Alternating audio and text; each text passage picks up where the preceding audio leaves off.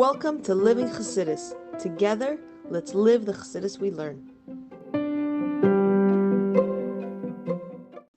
Welcome to Chassidus, the morning 15 minutes to change your life. Kein. Okay, now today's class we're going to start.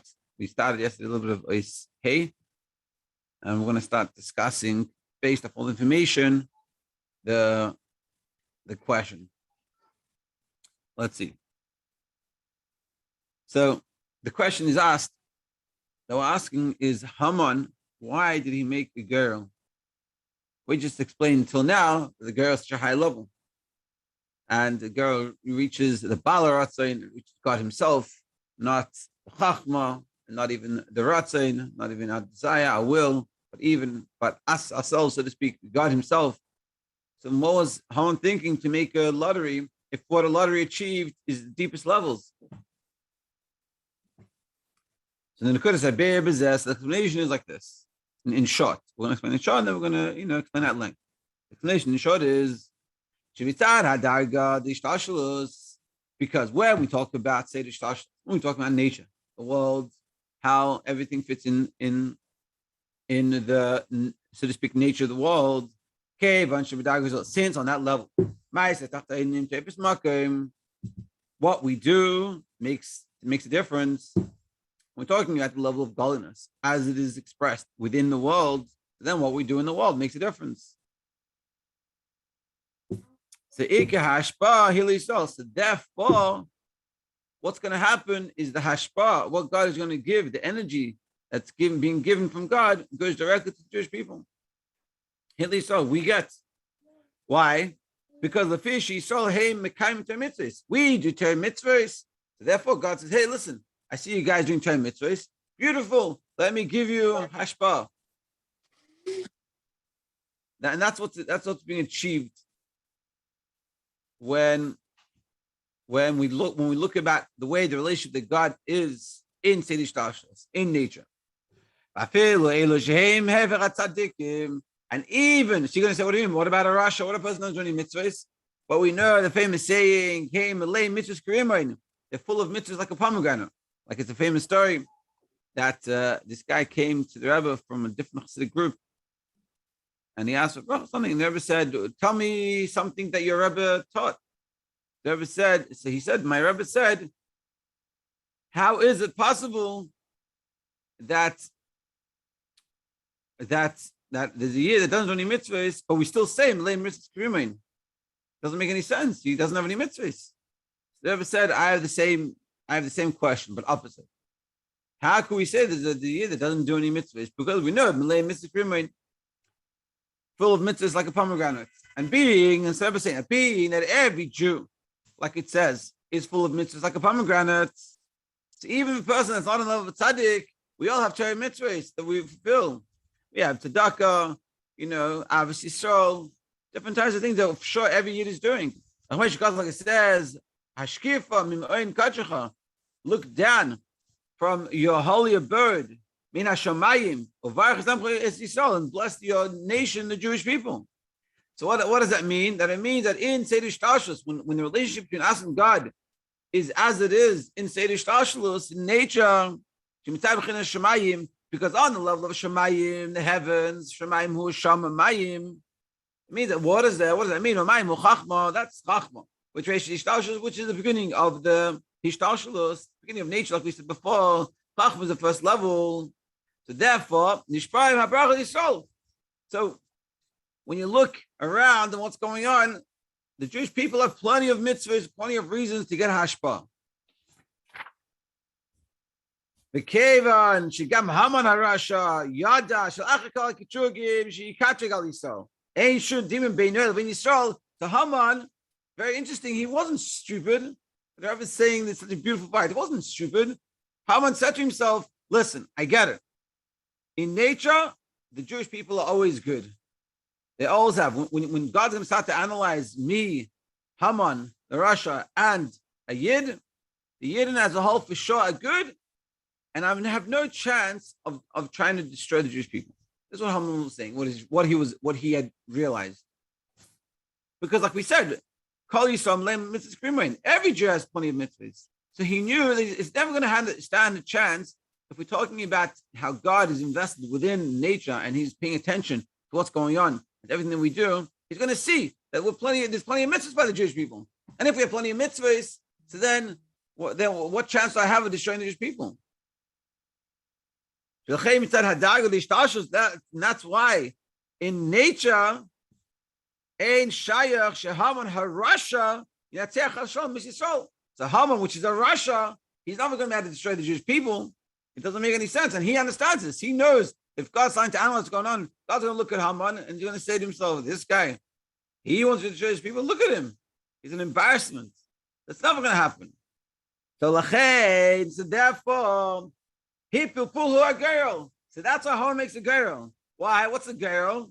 The cave and girl. Since girl, like we said before, it's coming from a place higher than Seder Shtashlos. And at that point, our mitzvahs don't really matter anymore because God is way above and beyond that. It's the deepest of levels. And you think, I care. If I'm sitting there watching two ants closely and analyzing what they're doing, and I see one ant behaving, another ant not behaving, so then I'm going to care what's going on. But if I'm across the street and there's two ants, I don't care what's going on. And so Haman was saying, if I go to the level of a girl, which is above Seder Shtashlos, above nature, way above and beyond, then it wouldn't really matter what happens. And who cares if the Jews are doing mitzvahs? The mitzvahs don't tofes makom anymore. They don't really matter. And that on that level, we go up high enough to the depth of God. We're all equal. We're equally irrelevant. Darkness is like light. Meaning on that level, it's darkness, light. It doesn't mean anything. So Haman thought, therefore he thought, if he's able to make a girl, make this lottery, that's totally above Seder Shtashlos. So he has an ability to beat the Jewish people and destroy them. And that's the end of Weiss. Hey, and the Chayra, seemingly it's a good svara. Just to summarize this again, it's a very interesting idea. So Rabbi's saying, after everything, why, I don't understand, why did Haman make a girl? We're talking about a girl at a high level. So the Rabbi's saying, that's exactly the point. That when it comes to Seder Shtashlos, when it comes to nature, when God comes and he's invested in the world, invested in everything that we do, and he's looking at us, so then everything that we do makes a big difference. And therefore, ultimately, Haman knows that he has nothing over us. At that point, he's just a bad guy, and we're just good people, and we're always doing good things. And even Yidden that aren't tzaddikim, still everyone's doing good things. And therefore, when God analyzes the situation, he has no chance of destroying the Jewish people. And he knew that. So what did he say to himself? But we go up to a highest level above the Ratzon, the Bala Ratzon, God himself. And imagine, God himself is infinitely more than us and the ants across the street. It's infinitely more distant. Not physical distance, of course, but like in comparison, in care, God is way above and beyond. It says, Hashem, when the whole world was created, nothing changed by Hashem. So it's so insignificant. And we're talking about levels even above this. So what's the difference? Who cares we did mitzvahs? Who cares about mitzvahs? Darkness is like light. What does that mean? It means it's irrelevant. All these things. Your mitzvahs don't really matter over there. Haman Arasha, who cares? None of you care. The whole thing doesn't really make a difference. So Haman says, hey, if I reach that level, so then it doesn't matter how good their mitzvahs are. It doesn't matter how bad I am. God doesn't care. And if God doesn't care, so we're good. And then we can win. Then I have a chance of making my girl and destroying the Jewish people. And you could say the question like this. On the depth of everything, you get up to God's source. Does God really care? And Haman is saying, no, he doesn't. Of course he doesn't. God is way above and beyond. It's an embarrassment to say that God really cares. You can say when God is investing in the world and he's analyzing the world and he's watching what you're doing, so then he cares.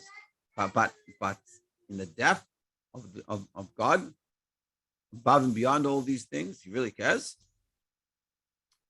That's essentially Haman's idea. Now, of course, we know that he does care, but the question is how we're going to see it. We're going to explain it in a very beautiful way.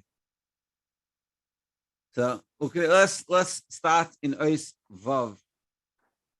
Okay, we can explain this idea. We can connect this thought with what it says somewhere else. But in Achashverosh, in the idea of Achashverosh, where's the source of Achashverosh? The Achashverosh who Achashverosh, that he counts on the name. We divided Achashverosh, Achashverosh. Chashu milasha and shtika. Chash is quiet. Here's the Gemara says, Gemara, Chashmal. What does it mean, Chashmal? Itim chashais, itim malulais. Sometimes it's silent, sometimes they speak. Vashtika, the chash, and the quietness of chash is above speech. So basically, what we're saying is there's a level of God that's above all these things, and it's quiet. Adech, milah, besel, like it says, a word in a basket, shtika, betray, whereas quietness is in two.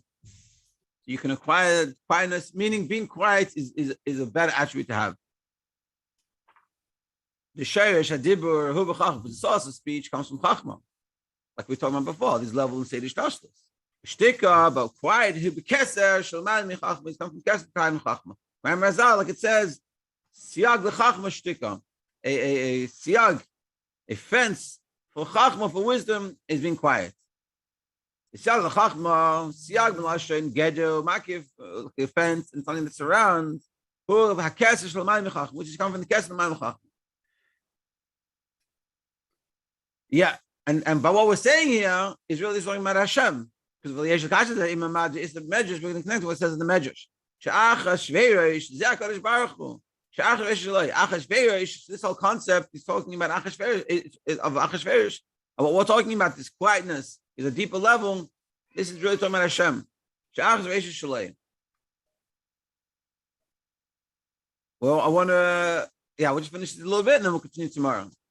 Because Keser is coming from the light of Seviv Klam, that God is way above and beyond, which is totally above Sedish Tash. On that level, the Acharish, the end, the beginning is all equal. It's all his. And meaning, essentially, what we're saying is a continuation of the same idea. The Rabbi is saying, we see in Achashverosh as well, that there's a level above a Sedish Tashlus, Sevikal Almin, that the whole world doesn't really matter, and the beginning and the end is all God's, and that level doesn't really matter, which is the same part we were saying before. Haman thinking that we get to a level that doesn't matter, and then all the mitzvahs that we do are irrelevant, and therefore he has a chance of destroying the Jewish people. And continuing in the next few days, we're going to discuss how he was not that, why that didn't work. To be continued. Thank you, everyone, for joining.